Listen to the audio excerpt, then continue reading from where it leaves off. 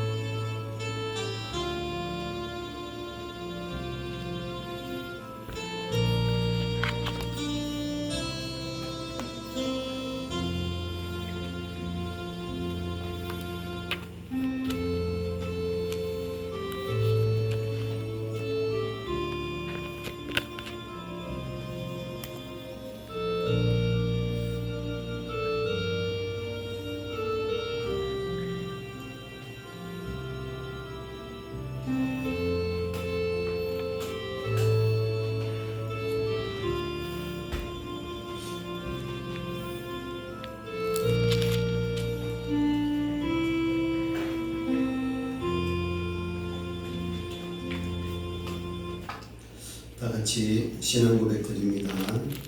나는 전능하신 아버지 하나님 천지의 창조주를 믿습니다. 나는 그의 유일하신 아들 우리 주 예수 그리스도를 믿습니다. 그는 성령으로 잉태되어 동정녀 마리아에게서 나시고 본디오 빌라도에게 고난을 받아 십자가에 못 박혀 죽으시고 장사된 지 사흘 만에 죽은 자 가운데서 다시 살아나셨으며 하늘에 오르시어 전능하신 아버지 하나님 우편에 앉아 계시다가 거기로부터 살아있는 자와 죽은 자를 심판하려 오십니다. 나는 성령을 믿으며 거룩한 공교회와 성도의 교제와 죄를 용서받는 것과 몸의 부활과 영생을 믿습니다. 아멘. 아멘. 찬송가 424장 아버지여 나의 마음을 맡아 주관하시오.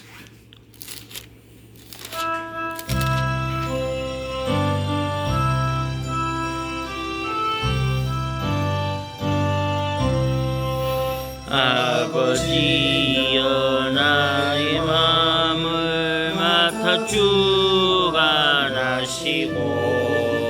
완악하고 교만한 것 명쾌하여 주소서. 온유하고 겸손하여 화평하게 하시고 망령되고 악한 일을 물리치게 하소서. 하나님의 은총 속에 나를 보호하시고 주의 사랑 줄이 되어 나를 메어 주소서. 구세주의 흘린 피로 죄를 씻어 주시고 성령이여 하늘 길로 나를 인도하소서.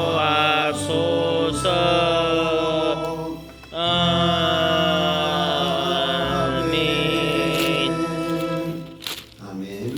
오늘 주시는 말씀은 역대하 제24장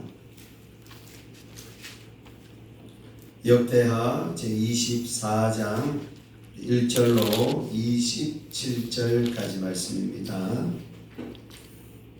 우리 함께 한 절씩 교독해 가겠습니다. 24장입니다.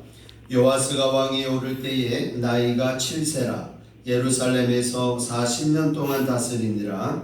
그의 어머니의 이름은 시비아요 브엘세바 사람이더라. 제사장 여호야다가 세상에 사는 모든 날에 요아스가 여호와 보시기에 정직하게 행하였으며 여호야다가 그를 두 아내에게 장가들게 하였더니 자녀를 낳았더라. 그 후에 요아스가 여호와의 전을 보수할 뜻을 두고 제사장들과 레위 사람들을 모으고 그들에게 이르되 너희는 유다 여러 성읍에 가서 모든 이스라엘에게 해마다 너희 하나님의 전을 수리할 돈을 거두되 그 일을 빨리하라 하였으나 레위 사람이 빨리하지 아니한지라. 왕이 대제사장 여호야다를 불러 이르되 내가 어찌하여 레위 사람들을 시켜서 여호와의 종 모세와 이스라엘의 회중이 성막을 위하여 정한 세를 유다와 예루살렘에서 거두게 하지 아니하였느냐 하니 이는 그 악한 여인 아달라의 아들들이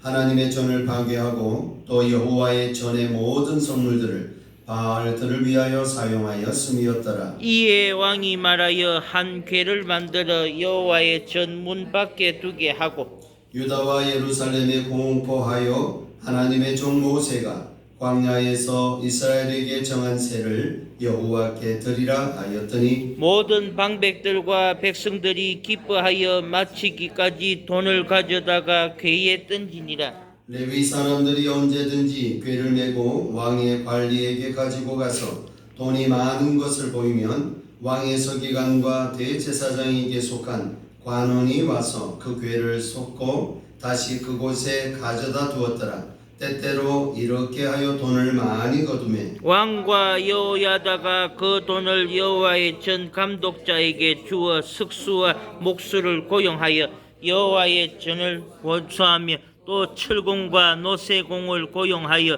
여호와의 전을 수리하게 하였더니 기술자들이 맡아서 수리하는 공사가 점점 진척되므로 하나님의 전을 이전 모양대로 견고하게 하니라. 공사를 마친 후에 그 남은 돈을 왕과 여호야다 앞으로 가져왔으므로 그것으로 여호와의 전에 설 그릇을 만들었으니 곧 섬겨 제사 드리는 그릇이며 또 숟가락과 금은 그릇들이라. 여호야다가 세상에 사는 모든 날에 여호와의 전에 항상 번제를 드렸더라. 여호야다가 나이가 많고 늙어서 죽으니 죽을 때에 130세라.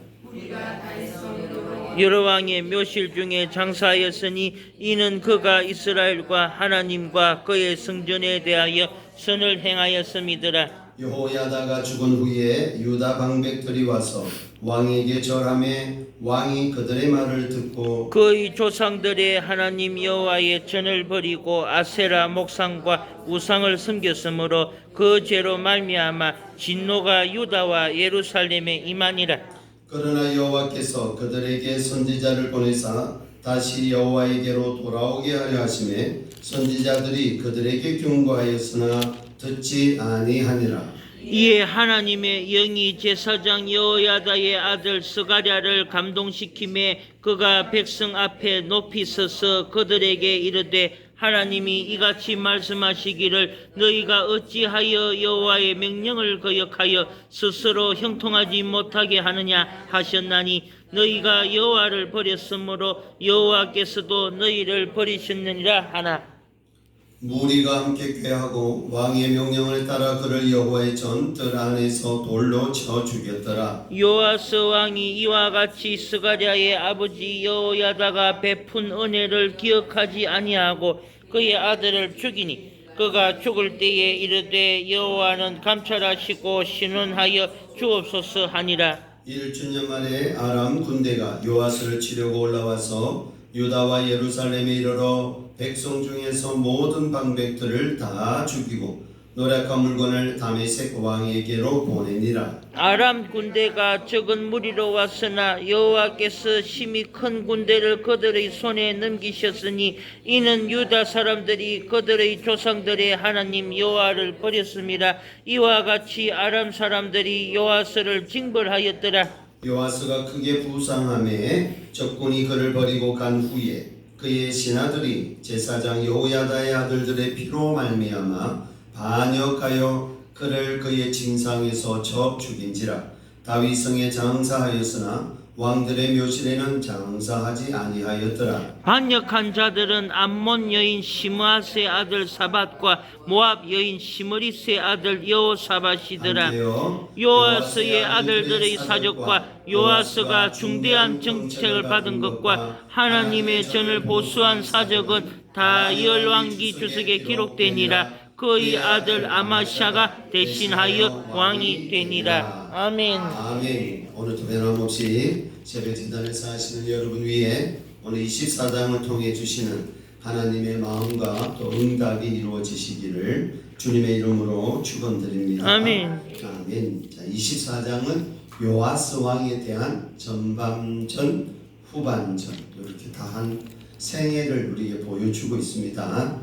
자, 요아스는 자기 혼자 살 수 없을 환경에서 사밧 여호야다를 통해서 아달라가 6년 동안 집권하는 동안에 성전을 속에 숨겨서 자라게 한 거고 7년째 되는 날에 여호야다가 사실은 아달라 입장에서 보면 반역이지만 하나님의 관점에서 보면 제자리로 돌리는 거죠. 하나님의 말씀대로 왕자가 왕이 되도록 왕자가 제대로 복권시키는 그 일을 하고 초창기에는 요아스가 어리기 때문에 여호야다가 개혁을 총해서 일을 보게 된 거죠. 자, 근데 오늘 24장을 통해서 요아스가 성령이 되어져 있는 겁니다. 자라는 시간이 지나가는 겁니다. 요아스가 왕위에 오를 때에 나이가 7세라 예루살렘에서 40년 동안 다스리니라. 요때 오늘 장면을 30세 때로 본단 말이에요. 그러니까 지금 요아스가 한 일 가운데 가장 큰 일로 기록되고 있는 것이 성전 수리다, 그죠? 성전을 수리하는 요때의 나이가 30대로 본다는 거죠. 그러니까 7세의 왕이 되어서 40년 동안 다스렸으면 47세에 죽는 건데 요때가 죽기 10여 년, 15년 이상 남아있을 때다. 30살 정도 되면 한창입니다. 왕권으로서 펼칠 수 있는 그 나이대에 이 말이죠. 자, 그 전에 여호야다가 요아스에게는 없어서는 안 되는 존재다, 그렇죠? 아버지와 같은 존재죠. 자, 그런데 개인적으로도 여호야다가 요아스를 두 가지로 합니다. 두 가지로. 하나는 하나님의 말씀, 신앙을 전수하는 일. 또 하나는 아버지와 같은 마음으로 그의 삶을 가이드하는 일. 이렇게 있는데 오늘 2절에 보시면 제사장 여호야다가 세상에 사는 모든 날에 요아스가 여호와 보시기에 어떻게 했다? 정직하게 행하였다. 그럼 요아스의 전반부와 후반부의 기준이 되는 것은 여호야다의 죽음입니다. 그러니까 여호야다가 죽기 전까지는 요아스는 여호야다의 영향을 통하여서 하나님 보시기에 정직한 삶이었으나 이 말이죠. 15절이 되겠죠. 여호야다가 나이가 많고 늙어서 죽으니 죽을 때에 130세라 할 때 요 15절을 중앙에 두시고 14절까지와 16절부터의 삶이 달라졌다는 이야기예요. 자, 우리는 부모의 신앙을 전수받은 이가 있을 겁니다. 또 그 집안에 우상 숭배를 전수받은 이도 있을 겁니다. 그러니까 영향력은 큽니다. 굉장히 크죠. 그러니까 신앙을 전수받았는데 부모가 돌아가시고 나니 내 신앙이 어떻게 됐다? 무너졌다는 이야기잖아요. 자, 그러면 우리가 부모의 신앙을 전수받는 동안에 나도 신앙적으로 독립을 해야 된단 말이죠. 근데 여전히 부모의 신앙의 영향력 속에만 있으면 부모가 죽게 되면 내 신앙은 떠돌이가 되게 되죠. 끈이 떨어진 연처럼 툭 하고 떨어져 나가버리게 돼요. 오늘 요아스의 인생에 이런 일들이 여호야다를 중심으로 세팅이 되었다는 말은 요아스가 신앙적으로 독립은 못했구나 이렇게 보여지는 겁니다. 자, 그런데 이제 오늘 중요조 중에 하나가 2절이 되겠죠. 2절이 오늘 말하고자 하는, 우리에게 주고자 하는 교훈이 담겨 있습니다. 자, 3절은요. 여호야다가 어디까지 관여를 하거나 가이드를 했느냐 하면 결혼하는 데까지. 일부 일처제를 하지는 않았습니다. 여호야다가 아내 둘을 만들게 했거든요. 자, 아내 둘을 만들게 한 것은 오늘날의 기준에서 성경을 보시면 비윤리적이다 이렇게 나가잖아요. 그래서 성경을 비판하고 싶어하는 사람들은 오늘 세대를 중심으로 해서 성경을 자꾸 쪼개려고 하거든요. 잘못된 관점이다. 그 당시를 보셔야 합니다. 자, 그 당시에 요아스에게는 자손이 필요합니다. 왜? 다 죽었잖아요. 다 죽고 자기만 왕이 된 거잖아요. 자기 패밀리가 약하다고, 왕족이. 그래서 두 아내를 통해서 왕족을 확장시켜야 하는 나름대로의 사명이 요아스에게는 있고, 그래서 여호야다가 봤을 때 아내 둘, 그 다음에 앞에서 우리는 아달라의 영향을 받습니다. 그러니까 어머니의 영향력도 받고 아내의 영향력도 받고 여자의 영향력도 받단 말이에요. 그래, 아달라와 같은 사람이 튀어나오면 된다 안 된다? 안 되는 거죠. 그러니까 아내를 자기가 잘 가이드해서 아달라와 같은 사람이 이 왕족 속에 나타나지 않도록 하기 위한 조치가 여호야다를 통해서 요아스에게로 관여되었다 이렇게 볼 수 있을 겁니다. 자, 그 후에 말이죠. 그 후에 요아스가 여호와의 전을 보수할 뜻을 두고, 이 말은 아직 여호야다가 살아있고, 그다음에 요아스가 하나님의 전에 대한 보수니까 하나님에 대한 사랑, 믿음이 있다는 이야기예요. 믿음이 있는데 그의 마음의 동료가 어디로 일어나느냐? 저 헐어진 성전을 보수해야 되겠다 하는 마음으로 왔어요. 선한 마음입니다. 아주 선한 마음인데, 그래서 5절에 제사장들과 레위 사람들을 모으고, 왜 제사장들과 레위 사람들을 모을까요? 성전과 관계되기 때문에. 일반인들이 성전에 들락날락하면서 할 수가 없단 말이에요. 그러니 성전과 관련되어 있는 제사장들과 레위 사람들을 모으고 그들에게 이렇게 말합니다. 뭐라고? 너희는 유다 여러 성읍에 가서 모든 이스라엘에게 해마다 너희의 하나님의 전을 수리할 돈을 거두되 그 일을 빨리 하라. 일종의 성전세를 거두라 이 말입니다. 자, 레위 사람이 빨리 했습니까? 안 했습니까? 안 했습니다. 왜 빨리 안 했는지는 모르겠지만 그들이 왕의 명령을 받고 빨리 움직여서 유다를 돌아다녀야 되는데 그들이 차일필 미루고 있었다 이 말이죠. 그럼 왕이 화가 나요? 안 나요? 화가 나지요. 그래서 누구를 부릅니까? 대제사장 여호야다를 부르지요. 자, 지금까지는 여호야다의 영향력 아래에서 자라온 요아스인데 지금의 요아스의 모습은 여호야다를 부를 수 있는 위치가 됐다 이 말이죠. 그러니까 어릴 때는 여호야다가 섭정의 느낌을 가지고 나라를 가이드했겠지만 장성한 이후에는 여호야다는 물러났다는 얘기예요. 나라 정치에서는 물러나 있고 정권이 요아스에게 가 있으니까 요아스의 위치가 여호야다보다 위에 가 있는 겁니다. 여러분, 대제사장이라고 하는 것 또는 제사장이라고 하는 것은 하나님과 관련하여 나아가는 사람들입니다. 그러나 나라를 정치하거나 다스릴 때는 왕이 제사장에게 명을 내리는 겁니다. 우리가 생각할 때는 제사장이 왕에게 명을 내릴 것 같지 않아요? 근데 그렇지 않습니다. 지도의 권력의 구조에서 보면, 정치적 구조에서 보면 왕이 제일 위에 가 있습니다. 그래서 제사장들이나 선지자들이 하나님의 말씀을 받거나 하나님의 율례를, 자, 선지자는 하나님의 말씀을 받아서 전하는 자라고 보시면, 대제사장은 하나님의 말씀대로 제사가 행해지도록 해야 된다 이 말이죠.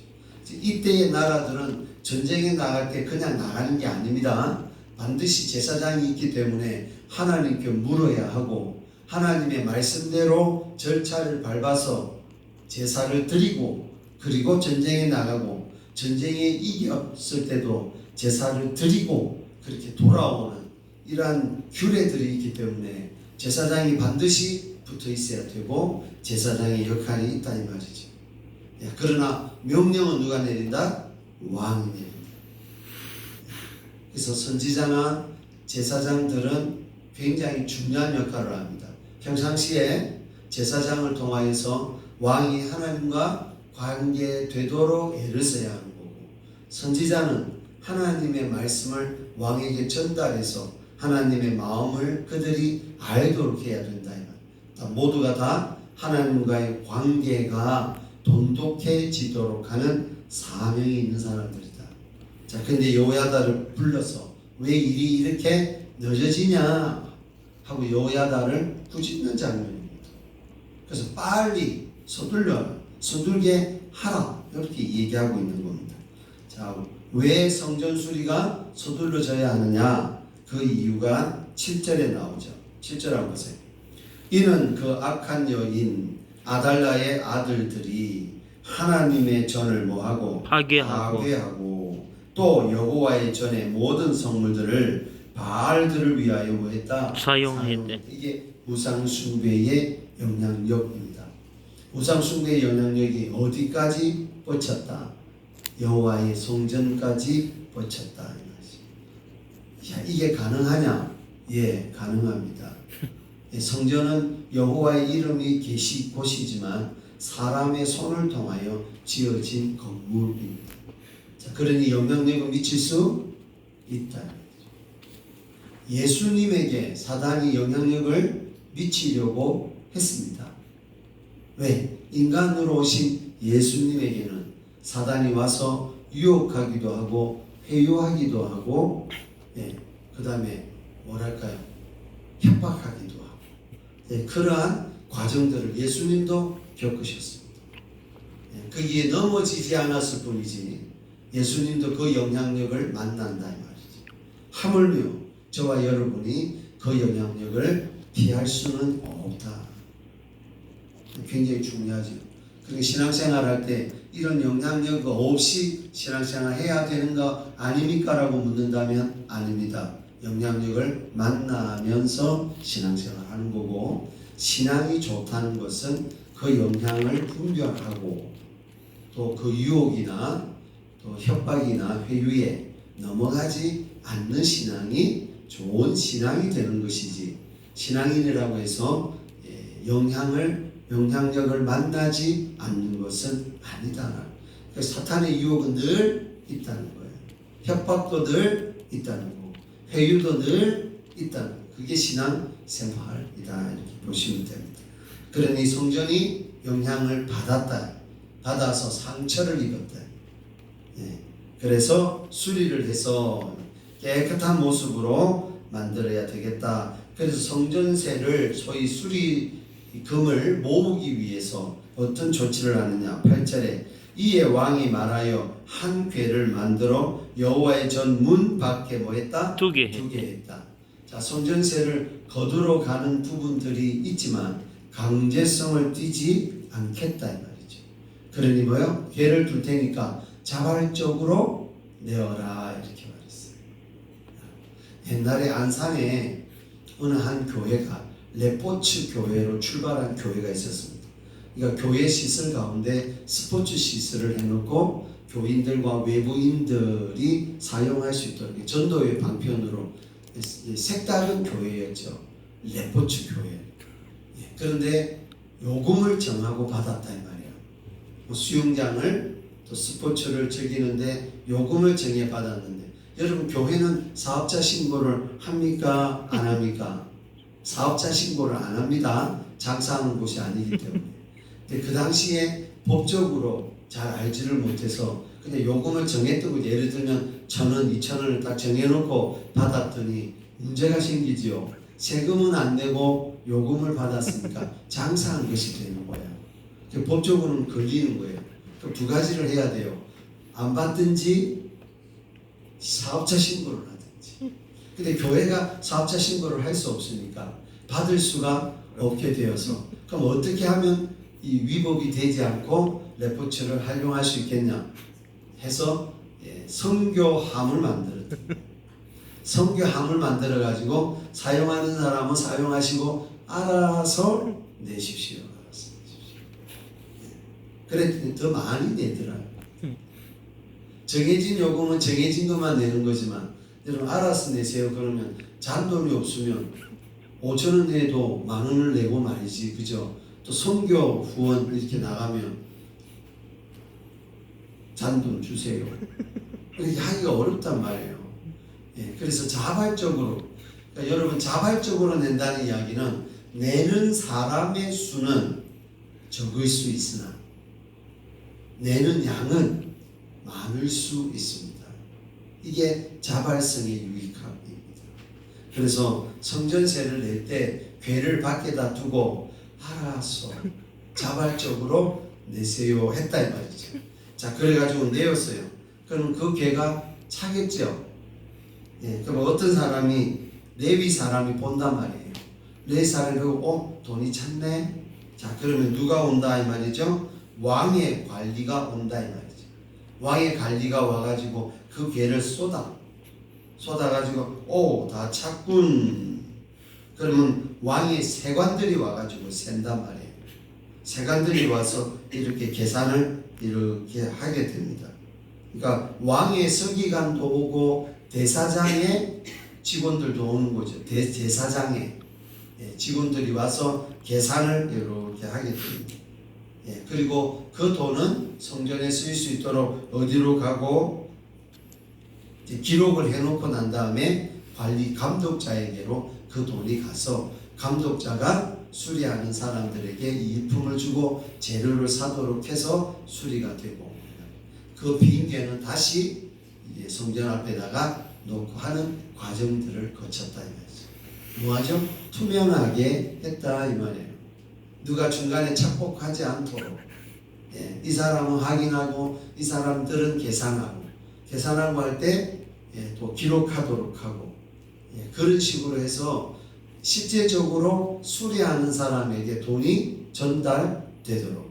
여러분 우리의 유통 구조를 보시면 농구는 100원에 팔았는데 한 몇 단계를 거칩니다. 그러면 1,000원이 되어버려요. 그러니까 이 유통 과정 속에서 사실상 유통 과정이 다 돈을 먹는 거죠. 농구는 100원에 팔았습니다. 자, 그래서 하나를 사라지지 않도록 반대로 사라지지 않도록 그 돈이 그대로 현장에까지 전달되는 구조 과정으로 했다 이 말이죠. 성전을 수리하면서 중간에 나쁜 것들이 생기면 곤란하잖아요. 그래서 성전 건축을 할 때도 돈들이 많이 들어갈 때 중간에서 빼먹는 경우가 생겼었어요. 교회들마다.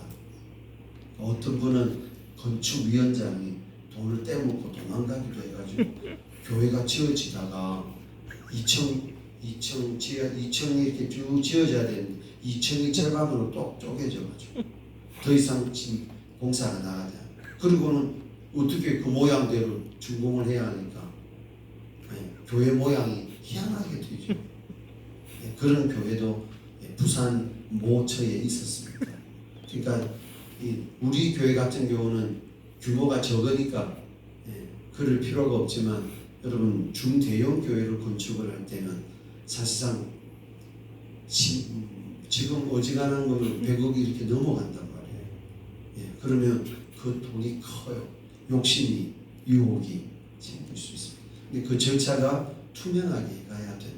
오늘 그렇게 요아스가 하고 있었다 이 말이에요. 잘한 거죠. 잘한 겁니다. 요까지가 전반부, 요아스의 전반부. 자, 그러면서 보세요. 13절에 하나님의 전을 이전 모양대로 어떻게 하게 견고하게 했습니다. 수리 참 잘 했습니다. 옛날 모양을 복원시켰다는 이야기고, 그래서 나머지 남은 돈이 있었던 거예요. 그 남은 돈 가지고 뭐 했다? 성전에서 사용할 그릇을 만들었던 거지. 딴 데로 안 했다 이 말이에요. 성전을 위해서 모은 돈은 성전 수리 후 관리나 거기에 따른 도구들을 샀지 딴 데로 안 돌렸다 이 말이에요. 아주 중요한 포인트입니다. 그래서 교회들이 시험에 들 때 건축 헌금을 다른 데로 돌리다가 사고가 나고 그렇게 하는 겁니다. 이 24장만 잘 읽었어도 성전을 위해 모은 돈은 성전과 관련된 일 이게 사용하면 문제가 없는데 꼭 이렇게 되게 되어 있습니다. 그것 하나의 시험이죠, 여러분. 그러나 우리가 지혜롭게 하나님의 말씀 앞에 잘 하셔야 됩니다. 하나님의 일을 한다고 하다가 망하게 되는 것들 조심해야 되겠죠. 자, 이제 15절에 잘했어요. 14절 맨 마지막 하반절에 여호야다가 세상에 사는 모든 날에 여호와의 전에 항상 무엇을 했다? 번제를 드렸다. 예배의 삶이 있었다 이 말이에요. 자, 그런데 보시죠. 자, 15절에 여호야다가 130세의 나이로 죽습니다. 그러면 계속해서 전수받은 신앙이 왕을 통하여서 이어져 가야 하는데 유혹이 오죠. 회유가 온다 이 말이죠. 여러분, 그 회유가 뭐냐 보시죠. 자, 17절에 여호야다가 죽은 후에 유다 방백들이 와서 왕에게 절하매 왕이 그들의 말을 뭐했죠? 듣고 말이죠. 자, 영향이 왔어요. 외부로부터 왔어요. 근데 누가 왔다? 유다 방백이 왔어요. 여기서 말하는 유다 방백은 요아스의 영향력에서 있었던 사람들이 아니고 아달라의 영향력을 갖고 있었던 사람들. 그래서 아달라의 어떤 사람들이 이제 요아스를 회유했던 거예요. 자, 그랬더니 18절 한번 보세요. 과간입니다. 이제 그의 조상들의 하나님 여호와의 전을 뭐하고 버리고 여러분 한나 둘셋넷 네 절 앞에서 항상 번제를 드렸던 요아스가 4절이 지나오니까 성전을 버려버립니다. 아세라 목상과 우상을 뭐했다? 섬겼다. 이 누가 섬긴 겁니까? 아달라가 섬긴 겁니다. 그 죄로 말미암아 진노가 유다와 예루살렘에 뭐한다? 임한다. 지도자의 죄, 특별히 우상 숭배의 죄에 대해서 하나님은 간과하시지 않으셨다라는 걸 볼 수 있습니다. 그러나 여호와께서 그들에게 무엇을 보냅니까? 선지자를 보내사 다시 여호와에게로 뭐 하라고? 돌아오게 하려 하시는. 하나님이 행하시는 일은 죽이기 위해 하는 일이 아니고 돌아오게 하려고 하는 일이다. 그래서 70년의 포로 생활도 돌아오게 하고자 하는 심판이 아닌 징계로 들어가는 겁니다. 심판은 예수님이 재림하실 때가 심판입니다. 그 전에 일어나는 모든 하나님의 일들은 돌아오게 하는, 재림이 되기 전에 마지막 심판날이 되기 전에는 다 돌아오게 하려고 하시는 일입니다. 누가 죽어도, 전쟁이 일어나도, 질병이 와도 이건 다 뭐다? 깨닫고 돌아오게 하는 것이다. 그래서 우리가 만나는 우리 힘으로 어쩔 수 없는 이들을 만날 때 우리가 생각해야 하는 것은 깨달아야 된다는 이야기. 그리고 늘 하나님과의 관계를 점검해야 한다. 아주 중요한 포인트입니다. 신앙생활은 그렇게 해가는 겁니다. 돌아오게 하시려고 선지자들이 그들에게 경고하죠. 왕이요, 이 일은 하나님이 기뻐하시는 일이 아니고 악한 일입니다. 우상 숭배입니다. 다시 여호와의 전을 회복하셔야 합니다. 예배가 회복되어야 합니다. 이렇게 했을 거 아니에요. 했는데 들었다 안 들었다? 안 들었죠. 안 듣습니다.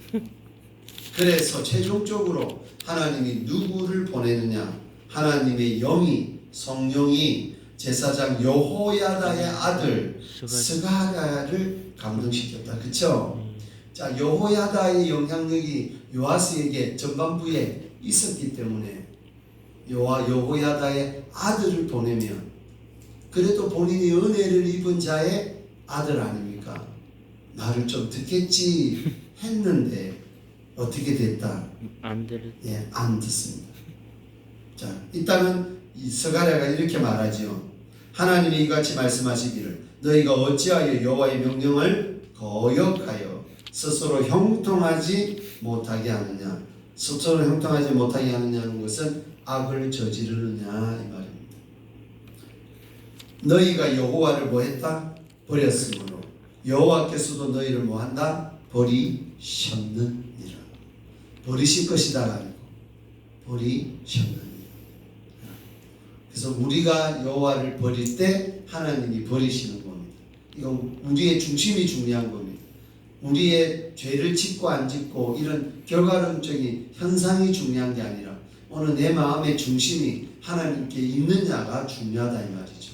그러면 내 중심이 하나님께 있는 동안에는 하나님은 나를 버리시지 않으시겠다는 게 언약 아닙니까? 그래서 내가 하나님을 버리지 않는다면 하나님은 나를 버리실 일이 없다 이 말이죠. 그게 우리가 하나님을 믿을 때에 변치 않는 하나님의 언약, 이걸 붙드셔야 합니다. 그래서 하나님께 이렇게 해서 하나님 버리면 어떡하지? 내가 죄를 지었는데 하나님의 구원으로부터 떠나버리면 어떡하지? 이렇게 염려하시지는 마라 이 말이죠. 우리의 실수 혹은 우리의 이기적인 죄, 이거는 그 행위대로 복 받으면 됩니다. 복이 잘라지고 하나님 나라의 상급이 잘라지면 되죠. 그러나 하나님과의 관계가 끊어진 것은 아니다 이 말이죠. 자, 그 다음에 22절 한번 보세요. 21절에서 그를 죽여버려요. 죽여버려요. 그걸 어떻게 말씀이 전하느냐 하면 22절 보세요. 요아스 왕이 이와 같이 스가랴의 아버지 여호야다가 베푼 무엇을? 은혜를 기억해야 합니다. 하나님의 백성들은 은혜를 기억해야 합니다. 받은 은혜를 기억해야 됩니다. 우리가 받은 은혜 중에 1번은 구원의 은혜, 은혜를 기억하지 아니하고 그의 아들을 죽이니 그가 죽을 때에 이르되 여호와는, 자 보세요, 감찰하시고, 이 다라쉬입니다. 다라쉬, 죄를 찾아서 응징하시고 이 말입니다.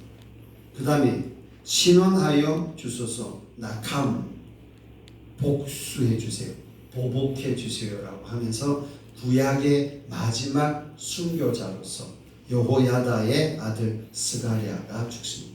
맨 마지막에 학개 말라기 스가랴하고는 다른 사람입니다.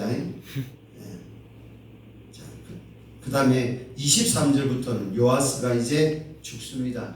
요아스가 왜 죽죠? 본인이 행한 대로 보응받기 때문에. 하나님이 누구를 도구로 쓰시죠? 아람 왕을 도구로 쓰십니다. 지금의 시리아가 아람입니다. 그래서 아람 군대는 적고 요 유다의 군대는 큽니다. 큰데도 불구하고 하나님은 누구 손을 들어줬다? 아람 손을 들어줬다. 그 이야기가 24절. 아람 군대가 적은 무리로 왔으나 여호와께서 심히 큰 군대를 그들의 손에 뭐 했다? 넘기셨다. 그러니까 전쟁에 이기고 지는 것은 군사력의 문제가 아니고 하나님께서 어느 편의 손을 드시느냐입니다. 자, 사랑하시기로는 하나님이 누구를 사랑하시겠어요? 이스라엘이죠. 유다죠. 그래서 손을 누구 편에 쓰신 거예요? 아람 편에 쓰신 거죠. 이방을 막대기로 쓰셔가지고 어떻게 하시겠다? 하나님의 자녀들을 가이드하시겠다 이 말이죠. 깨닫게 하시고 자기 죄를 뉘우치게 하시고 돌아오게 하시겠다. 이 모든 것들 결과가 하나님으로부터 왔다 이 말입니다. 그래서 모든 일의 결과는 하나님이 내신다는 사실을 기억하셔야 됩니다. 그래서 요아스가 하나님을 버렸기 때문에 당한 일이다라고 하는 거고, 그리고 난 다음에 상처를 입히고 난 다음에 아람의 손에 죽게 하지 않고 누구 손에? 그들의 신하들 손에서 죽게 합니다. 이것도 하나님의 은혜죠. 이방 족속에 의해서 죽게 하지 않고 자기 신하들에 의해서 죽게 하는 거예요. 소위 반역이 일어난 거죠. 반역이 일어났다라고 보시면 되고 그 반역한 사람의 이름이 소개됩니다. 사밧 여호사밧. 그리고 아마샤가 아들이 됐다. 요 이야기가 오늘 24장입니다. 여러분 요아스 인생을 보시면서 어떠십니까? 유다의 왕의 특징을 아주 제대로 보여준 게 요아스. 전반전과 후반전. 여러분 우리는 지금 전반전일까요? 후반전일까요? 어떤 분은 전반전이고 어떤 분은 후반전일 수 있겠다. 그렇죠? 근데 제일 중요한 건 뭐죠? 하나님을 버리지 않는 마음이 중요해요. 네. 우리가 잘한다 못한다 실수했다 뭐 안 했다 이런 결과가 중요한 게 아니라 언제나 하나님을 버리지 않는 하나님을 생각하고 기억한 오늘 은혜를 기억하는 자가 되어야 돼요. 여러분 스가랴라고 하는 요 이름의 뜻이 어떤 뜻이냐면요 하나님이 기억하신다라는 뜻이에요. 그러니까 우리가 어떤 사람이 되면 성공한 사람이죠. 하나님이 기억해주는 사람이 되는 거죠. 그러려면 우리가 하나님을 기억해야지. 하나님의 말씀을 기억해야지. 하나님의 은혜를 기억해야지. 그럴 때 하나님과의 관계는 아무 문제 없다. 환경이 힘들어도 하나님이 함께 해가시고 앞장서 가시고 그리고 주님이 물리쳐 주신다는 사실을 기억하고 오늘도 하나님의 은혜 가운데서 승리하시는 저와 여러분 되시기를 우리 교인들과 성도 여러분의 가정과 자녀들 되시기를 주님의 이름으로 축원드립니다. 아멘. 아멘. 사랑의 하나님 감사합니다. 오늘 요아스 인생을 통해서 하나님 우리의 신앙이 끝까지 지속되기를 소망합니다. 우리가 하나님을 향한 마음이 변하지 않게 하시고 언제나 하나님을 기억해내는 우리의 삶이 되게 하셔서 결국은 하나님이 우리를 기억해 주시는 아름다운 인생 살게 하여 주옵소서. 오늘 새벽 예배와 또 치유 모임 예배와 회복을 또 치유의 회복을 통해서 예수님의 피로 우리의 모든 상처와 질병들을 고쳐 주옵소서. 예수님 십자가의 보혈로 깨끗하게 씻어 주옵소서. 우리 태한 형제의 예물 주님 기쁘게 받으시고 응답하여 주옵소서. 아멘. 예수님의 이름으로 기도드립니다. 아멘. 아멘. 하늘에 계신 우리 아버지, 아버지의 이름을 거룩하게 하시며 아버지의 나라가 오게 하시며 아버지의 뜻이 하늘에서와 같이 땅에서도 이루어지게 하소서. 오늘 우리에게 일용할 양식을 주시고 우리가 우리에게 잘못한 사람을 용서하여 준 것 같이 우리 죄를 용서하여 주시고 우리를 시험에 빠지지 않게 하시고 악에서 구하소서. 나라와 권능과 영광이 아버지의 것입니다. 아멘. 아멘.